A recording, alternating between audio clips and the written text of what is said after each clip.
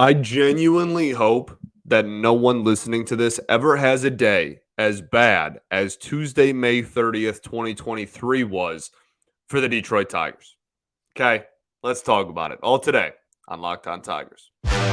You are Locked On Tigers, your daily Detroit Tigers podcast.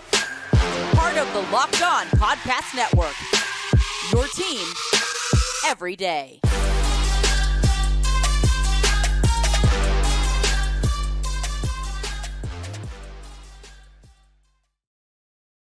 What is up, everybody? Welcome back to another edition of Locked On Tigers. I'm, of course, your host, Scott Bentley. Today is Wednesday, May 31st. There's 31 days in May, right? We're going to check on the fly. Yeah, of course there is. Duh, idiot. 2023. Thank you so much for making Locked On Tigers your first listen every single day. We are free and available wherever you get your podcasts, including YouTube, part of the Locked On Podcast Network, your team every day. Today's episode is brought to you by FanDuel Sportsbook, the official sportsbook of Locked On. Make every moment more. Visit FanDuel.com/LockedOn today to get started. All righty. Well, the Detroit Tigers had a heck of a Tuesday. And by a heck of a Tuesday, I mean an absolutely just brutal Tuesday. I guess we'll start with even before the game, right? They lost this ball game 10-6. We will talk plenty about the baseball game. But before the game even starts, like hours before the game even starts, Eduardo Rodriguez announced that he's going on the IL. Matt Vierling announced that he's going on the IL. All right. The corresponding moves, the Detroit Tigers recalled up, I keep wanting to say Tyler Nevin, who had a stint earlier in the season in which he batted like 100, I want to say. I think he went 2 for 22 or something like that. Had a big home run at one point and then got sent down. And then out of the bullpen, he actually pitched in this ball game. The Tigers also recall Braden Bristow. So those are the two corresponding moves for Erod and Vierling, both going to the injured list. It's not fun. It was not fun. So at first, I wanted to try to have like a calm head about it. And I was like, you know what? This isn't like the worst thing in the entire world. The world is not ending. This is not catastrophic. Matt Vierling has been around a net zero WAR player. He's hitting, I think his OPS is around like 640 at the time of the injury, at the time of this recording. So it's not losing like a huge bat. He does a lot on the base paths. He gives you some athleticism. He gives you a higher ceiling, at least in the outfield. Sometimes whatever, regardless, around a net zero, around a replacement level player so far. He's kind of had stints on either side of being barely positive WAR or barely negative WAR. So around that, but then like Erod is obviously, he's been objectively one of the best pitchers in the entire American League so far this season. And losing that certainly sucks big time. He gets put on the 15-day IL. And initially, people were like, oh, it's like a 7 to 10 day rest thing. And I was like, oh, okay. Well, that's not like then that's not that big of a deal. 7 to 10. He pitched a couple of days ago now at the time of this, right? So I'm thinking 7 to 10, like he'll miss one start, maybe two if it's really bad. But like I'm also, as we joke about all the time, nowhere near a doctor. And so I have no clue what words that they are saying with what he ruptured and whatnot. Not in my vocabulary. Like half of those words just have never heard of before. So everybody is saying like, oh, 7 to 10 days of rest, whatever. I'm like, all right, well, I can live with that. He's going to miss a start or two. It's going to suck. They're going to have to figure out how to fill that hole in the rotation, but I can live with it. And then as the afternoon goes on, more and more people are like, oh, it's like 7 to 10 days of nothing, then a throwing program, then maybe rehab, then he's back. I'm like, all right, well, it's a little bit longer than just 7 to 10 days. Then there's some reports about like, oh, this is maybe like a 4-week long thing. And then some people are talking about 4 to 6 weeks. And it kept getting pushed further and further back. And now I look at the tweet that I had when the news first broke where I was like, oh, maybe he'll only miss a start or two. And I go, you idiot. If only you knew anything about the medical field and and whatnot. But Does not look great. It does not look great. I'm not saying it's like season ending or he's going to be a different pitcher after. It's at the end of the day, it's like a tendon in his finger or something like that in his hand. So it's not like a big arm injury or anything, but it is clearly enough to keep him out of the rotation. I mean, I'm not going to sugarcoat it to you. I try never to do that. It wouldn't shock me. He's on the 15-day IL. It wouldn't shock me if he was on the 15-day IL twice, which is 30 days, which is a month. Now, again, I am not a doctor. I cannot stress enough how far away I actually am from a doctor. Probably the furthest possible thing you can be from a doctor is what I am. So that could change dramatically based on reports from actual experts that come out. But based on what we have seen right now, based on what the writers and whatnot, the other people that are covering this team are talking about, it doesn't look like it's just going to be the 7 to 10 days of rest or one stint on the 15-day IL that I initially thought, or that a lot of people initially thought. It would not shock me if this was back-to-back stints. That's like a starting point on the IL, which absolutely kills. That sucks. Not only does it suck just because he's been one of the best pitchers in the American League, but it sucks because of innings. And I have stressed innings so much, you're probably sick and tired of me talking about innings, but I'm not going to. So tough. This is absolutely brutal for your starting rotation because that is pretty much the only guy that you could 100% guarantee was going to give you at least 5, right? Even whether he was going to give up 5 runs, 1 run, anywhere in between, no matter how he looked, he was going to give you 90 to 100 pitches and 5 innings of work as a baseline. And a lot of days, he was going to get you a lot more than that. And as far as the innings go, not the pitch count. And now, in a rotation that already is so thin that Joey Wentz can't be removed from his rotation spot, despite a borderline 8 ERA, they just lost their best starter. This is scary. Again, I'm not going to sugarcoat it. I try never to. This is not great. Not great, Bob. So we'll see what corresponding moves are made. I cannot imagine if they also agree with the assessment that he's going to be out for at least 2 stints on the 15-day IL, that Bristow is the only pitcher that is added to this rotation, or roster, rather. He's a reliever. I can't fathom that would just be what they do. This bullpen already doesn't really have any long reliever options, as is now. Nonetheless, if you were to be like, oh, once every 5 days, we're going to have a bullpen game. I really strongly recommend you don't do that. I don't know. And again, there's no one waiting in the wings. There's no one. Reese Olson, his last couple of starts have been decent, but his season numbers are still very far from decent. Wilmer Flores, I think, is still far away from where they want him to be before they call him up. There's a couple of guys having good years, but there's really no one jumping off the pages at you of like, this is the obvious replacement here. I'm not sure what the next move is. And I'm sorry if I had even a remote idea of what direction they head in now, that's what we'd be talking about because that's my job. But I don't know. And again, that's scary. Okay, so not to be doomsday. I'm not saying like they're gonna lose 100 now just because of losing Vierling and Erod in the end of May, but this is like the last thing this team needed was Erod to miss substantial time. The last thing. So we'll see how they manage their way around it. Let's talk about Riley Greene. Let's talk about this ball game right after I tell y'all about our friends over at FanDuel Sportsbook.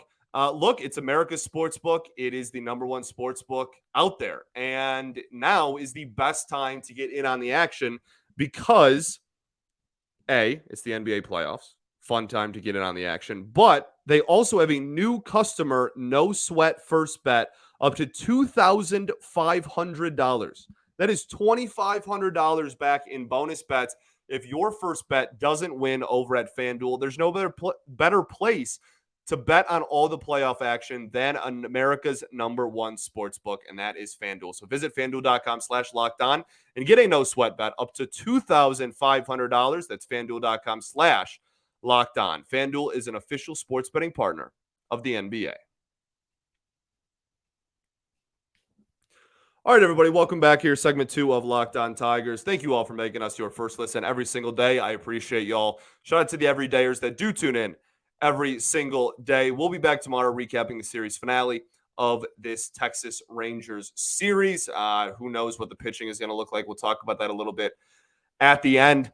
And yeah, be sure to check out the Tigers home broadcast on the SiriusXM app as well. Very cool feature. You can just search Detroit Tigers on the SiriusXM app. And then next thing you know, you're getting the Tigers home broadcast. Very, very cool thing. Okay, so we talked about Vierling. As far as Vierling goes, they called up Nevin. Certainly, no matter what your opinion is of Vierling defensively, Nevin is certainly a downgrade in the outfield. We'll talk about the defense in this ballgame a little bit later. I'm hoping that Kerry Carpenter is back sooner rather than later so that we're not feeling the lack of outfield depth too terribly much for a super long period of time. We also made a trade that is going to, I'm not going to say fix, but address that we'll talk about in a second as well. But Riley Greene starts this ballgame in the first inning. He comes back to the dugout and talks about how his left leg, which they described as below the kneecap and above the ankle, was bothering him. He went back out there, fly ball was hit to him, and he was wincing pretty much the entire time. Came back into the dugout in the half inning, and A.J. Hinch removed him from the ball game, pinch hit him for Andy Ibanez, who actually had a home run in this game. We'll talk about the offense later. Just like if you were to make a list of people who the Tigers just couldn't afford to have miss time, there's a legitimate argument that 1 and 2 on that list are Eduardo Rodriguez and Riley Greene. And so naturally, to end May, that's what happens. There is nothing at the time of this recording. Okay, I'm recording this after the ball game. There is nothing right now that has any report one way or the other, or any even inclination, any rumors even, of how much time or what the severity of Riley Greene's injury is. At the time of this recording, it could be anything from he just was a little sore and he's back out there tomorrow, all the way to like a stint on the IL and everything in between. I don't know right now after the ball game. I'm recording this on Tuesday night after. So I don't know one way or the other. All I know is that this version of me, all he knows is that he got removed from the ball game and he looks like he was in pain. And that's why he got pulled. And do whatever you do to just put out into the world that Riley Greene ends up being okay. Because again, losing Greene, Vierling, and Erod all in the same day would just be, that one might be borderline worst case scenario. That is not fun. So we'll see what happens. Obviously, as the reports come out, they're going to get him scanned. He's going to do x-rays and all that on Tuesday night. Hopefully that information comes out on Wednesday. Now, direct correlation to that is the Tigers did trade for Jake Marisnick. And for cash considerations from the Chicago White Sox, he's been in their AAA team this season in particular. He is a center fielder that has currently an 804 OPS down in AAA and does not have a hit in 9 plate appearances for the Chicago White Sox 2 plate appearances, 9 games. A lot of defensive replacements for Jake Marisnick, which makes sense because he is a very, very good defender. He has put up some unbelievable defensive metric seasons in his career, like truly remarkable. He for a while there, he was genuinely one of the premier defensive center fielders in the game of baseball and would get pretty solid playing time at the major league level despite not being able to hit very well, just because he was such a plus asset defensively that even if he was a slightly below league average hitter, he was still a plus value player. And so that's the kind of dude we're getting. Like I said, he's got an OPS over 800 in AAA. And I think the reason why this is happening, I'm assuming this is in direct correlation to the Vierling injury, not the Greene one, because it was made before Riley Greene got hurt. And even in the press conference after the game, AJ Hinch said that Marisnick was joining the Tigers on Wednesday, whether that decision was made before the game even started, before the Greene injury happened. So I'd imagine they lost Vierling. They wanted to add some outfielder depth because of it, and they went out and got Jake Marisnick. In AAA, his walk rate is much higher than his career walk rate. His career numbers at the major league level, he's like a 30% K rate and a 5% walk rate. And he's got an OPS like at 660, 670, like well under 700. He's not a very good hitter. He strikes out a lot. He doesn't walk a lot, doesn't hit for power. He's never done a whole lot at the plate. Massive plus defensively, and also a plus on the base paths. Up there in sprint speed, and as far as like base running metrics specifically as well, he's a good base runner throughout his entire career. So now in AAA, again, his walk numbers are way up this season. Again, that's a small sample size and in AAA, so grain of salt we're going to take it with. But his walk numbers are up, his K numbers are down, and he has an OPS over 800 in AAA. So that is the player we are getting. He is also 32 years old, turned 32 at the start of this season. So if you're thinking that this is like a Zach McKinstry. Zach McKinstry's like, 27, 28? Like Marisnick, I don't think is going to, even if he explodes and does like incredible things, I'm not sure he's really going to be a part of the long-term puzzle. But for now, he is joining the Detroit Tigers on Wednesday, and a corresponding roster move at the time of this recording has not been made. That'll be made, I'm assuming, Wednesday before the game starts. So keep an eye out for that. Okay? Now that we have talked about everything that has already gone wrong off the field, we can finally get to the baseball game that was actually played, which was also a loss. The Tigers lose 10-6 to the Texas Rangers on Tuesday. This Texas Rangers offense it's remarkable how good they are with clutch hitting. Like, genuinely remarkable. They seem to hit the ball hard, whether it's a productive out, which the Tigers are allergic to, by the way, a productive out that moves someone from second to third with less than 2 outs, or moves a runner even from first to second with like 0 outs or 1 out. Like they just, all of their at bats seem to just keep the line moving and seem to be productive.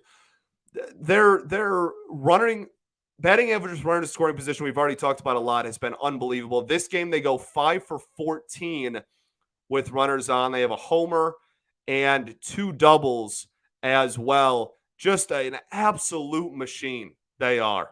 It's truly remarkable. Just a very, very difficult lineup to navigate through.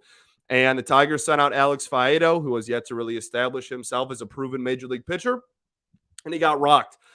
His final line in this ball game would be 4 1/3, 7 hits, 6 earned runs, 1 walk, 4 strikeouts. Like they pretty much eliminated the changeup and forced him to be a 2-pitch pitcher, and then they were all over him. They were crushing his changeup, crushing it. That whether it was an out or not doesn't matter. Like consistent 100-mile-an-hour exit velos anytime he threw the changeup. And then he just went away from it because it wasn't working and they were absolutely destroying it. And again, then he just became a purely 2-pitch pitcher. Hard to do that at the major leagues unless you have really, really elite plus stuff. And Alex Faedo is just trying to establish himself. This is a really good offense, and he only had 2 pitches going for him. And they were, again, all over it. They really weren't fooled by too much. His slider did have some swings and misses early. I thought that the first 3 innings of the ball game, he was kind of, it seemed like damage control a little bit, but he was kind of in control, right? Like it was a close game. The Tigers were winning at the end of the 3rd inning. Like he seemed to have some sort of a decent feel out there. The second the lineup turned over for the second time, all that confidence that I had went out the window. They again, just absolutely all over him. We're not fooled whatsoever second time through the lineup. And honestly, I know we're talking about needing innings, but this was one where I was honestly shocked he even went out there for the fifth. I thought that they were all over him. He was just, again, I've kind of been broken recordy, I guess, but just was not fooling anybody. And I was genuinely surprised to see him go out there for the third time through the lineup in the fifth inning. And that was short lived. He didn't make it very long, a couple of batters, but did get an out in that inning. But just a really, really difficult lineup. And they forced him to attack and go to him. And he just didn't have crazy good enough stuff or pitch sequencing just because he was limited to 2 pitches to really be effective in this ball game. So that's pretty much all I got. It wasn't I didn't watch him and go, oh my goodness, he's like not a major league pitcher, or he's absolutely awful or anything. That's just was the textbook definition of professional at bats, and it was 1 through 9 for the Texas Rangers. And that's I think, like in a dream world, I think that's the kind of at bats that Scott Harris wants, top to bottom, is kind of what the Rangers did in this ballgame. Just professional over and over and over. Everything was productive. Everything had purpose. They didn't expand the zone. Very, very impressive stuff. It's the first time the Tigers have played the Rangers, obviously, this season. Golly, that was a heck of a performance by the Texas Rangers. All right, let's get into the bullpen. We got a couple of things to go over in there, and then I want to talk about the defense. We still got the offense to go over. Still got a lot to cover in this one, all right? We'll do that right after this.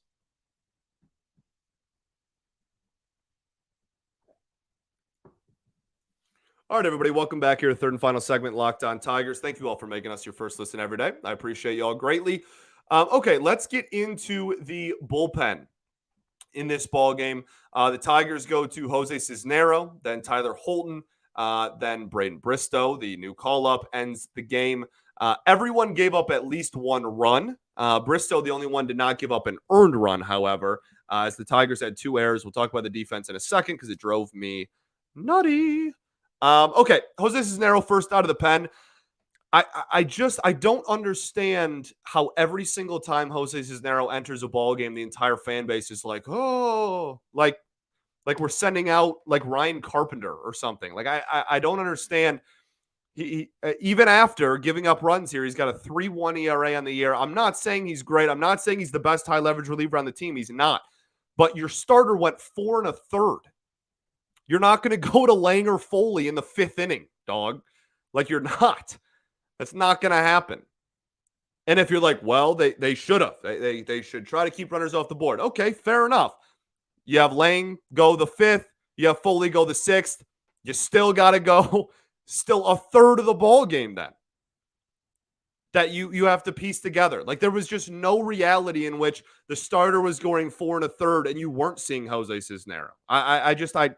I don't understand the reaction to every single time he enters the ball game. Everyone freaks out and acts like it's the worst reliever ever. Like he's actually been a lot better lately than he was. He went a couple of weeks without giving up a run there at one point. Again, not your best reliever, not even close. I'm not trying to say he's an all-star, that he's great, but like, where else were you going to go in the 5th inning?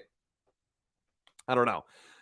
Just kind of between a rock and a hard place is where I thought the Tigers were. That's really what it comes down to. It's more situational than everything, and I just want everyone to keep that in mind. Tyler Holton goes 2 innings, 2 hits, 2 runs, 2 walks, 1 strikeout, gave up the absolute just moonshot to Josh Young there, the older brother of Jace Young, the Tigers' first-round pick from last year. Young is a heck of a ball player. He has been absolutely destroying us this entire series. Continue to do so in this game. Holton just his stuff didn't look that great. And like, this is a tough thing because, and then like Bristow, that's his major league debut. He went out and there, 2 hits, 1 run. It wasn't earned. I didn't think he looked that bad. His cutter, actually, I thought played pretty well. It kind of moved a lot. It was kind of whiffy. I kind of liked it. But regardless, the biggest thing is just like, this is the difference between facing the literal best offense in baseball so far this season in the Texas Rangers versus what the bullpen was consistently doing against the Chicago White Sox and Kansas City Royals and Cleveland Guardians. and Pittsburgh Pirates and et cetera, et cetera. This is the best offense in baseball for a reason. They have been on an absolute tear. And I'm not going to get too upset. Now, again, if they turn around and all of these guys start giving up a ton of runs the rest of the month of June, and it just becomes a different conversation, then that is a different conversation. But good offenses do that. And if you expected Tyler Holton and the players of that caliber in the pen to maintain their like sub 2 ERA that they had at one point in May, I don't know what to tell you. I think that was just always kind of lofty thinking. So here we are. Tyler Holton still a 2.54 ERA in the season. One outing. Let's see what he does the rest of the month. That's it for the bullpen. Sloppy defense. Boo, boo, boo. Sloppy defense. It was awful. I got very upset at one point so Riley Greene gets hurt. Zach Short goes into center field, whatever.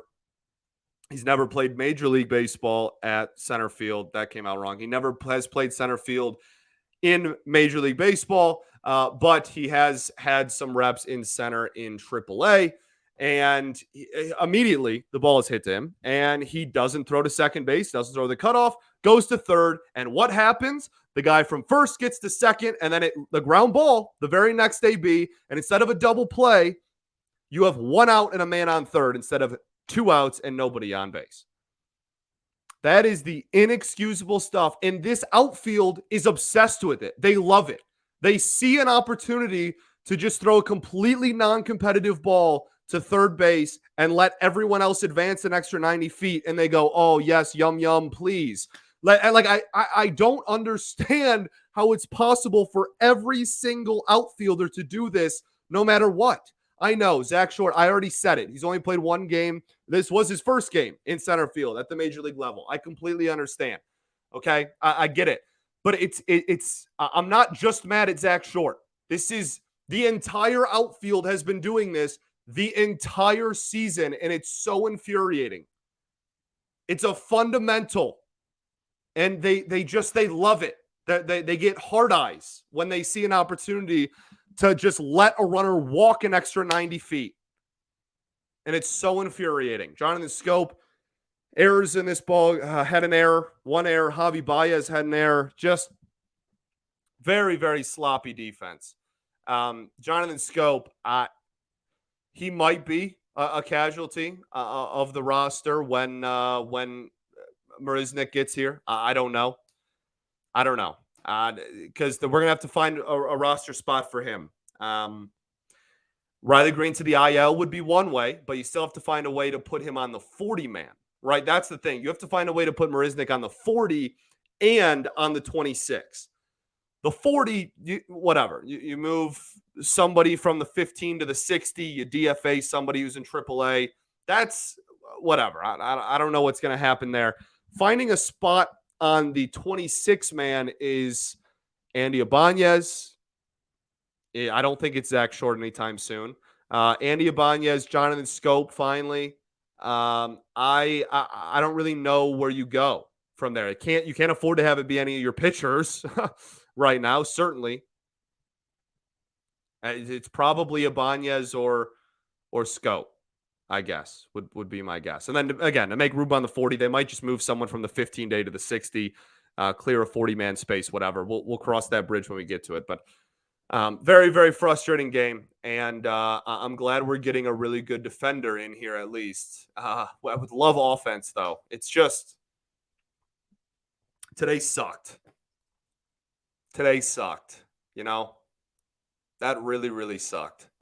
The game, everything around the game, the injuries that no one saw coming. I don't know if I said this, actually. This is bad, my job. Matt Vierling's was, what was it, back soreness? Or leg soreness? Soreness. So hopefully that's not a big deal. But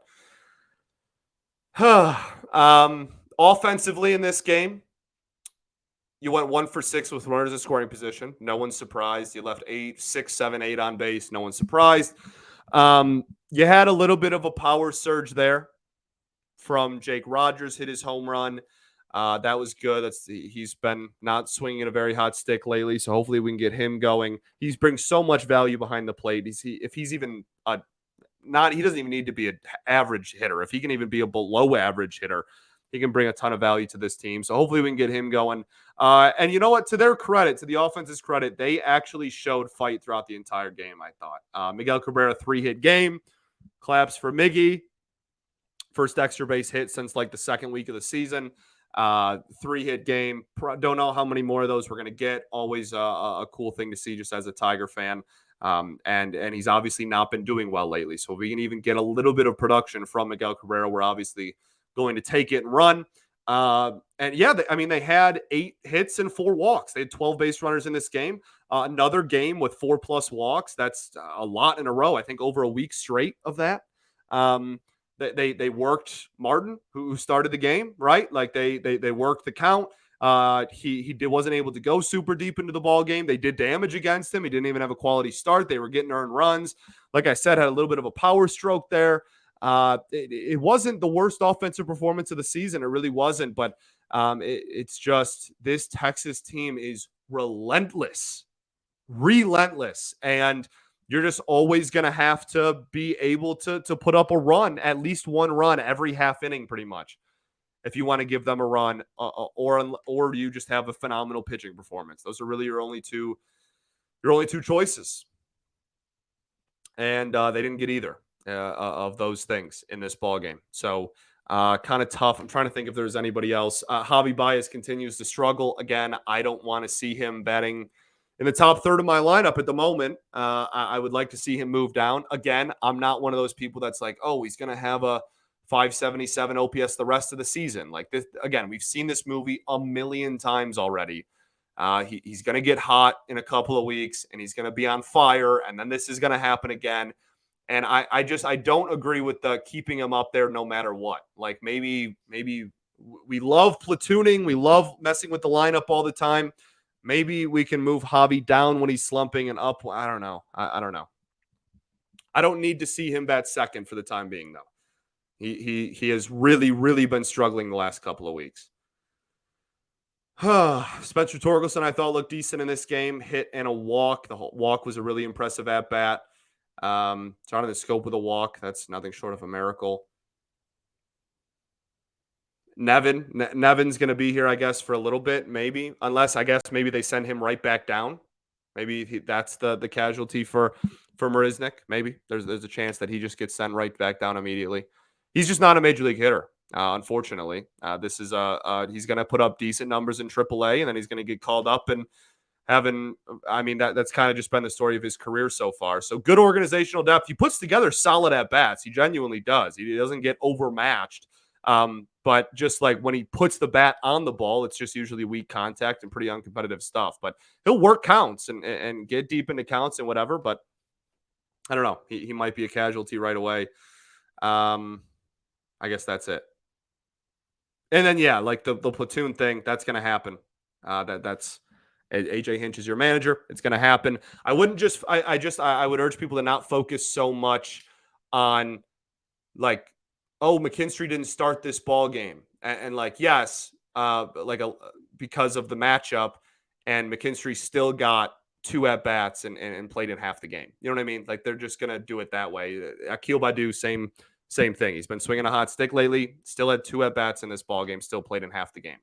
So that's just how this offense is going to be the rest of the year, because they have to find any advantage they can because they're not very good. Word. Don't get swept. We all know my opinion of that. The difference between 1 and 2 is substantially different than 0 and 3. 1 and 2, you're 1 game apart in a series. 0 and 3, you're 3 games apart in a series. It's a huge swing. It's a massive difference over the course of the season to just take your sweeps and still lose series but steal a game. When you add all of them up after 162, I promise you, you're going to be stunned by how different your record looks. Steal a game. Go on to the next. We're going to do a May recap and a June look ahead for Friday's show. Tomorrow's show, we will be recapping the finale of the series. Okay, cool. Thank you for making us your first listen every day. Shout out to the everydayers that do tune in every day. We did go over what we're going to do tomorrow and the rest of the week. Love y'all. Appreciate y'all greatly. Peace and love. Going to therapy's dope. I'll catch y'all tomorrow then. All right. Go Tigers.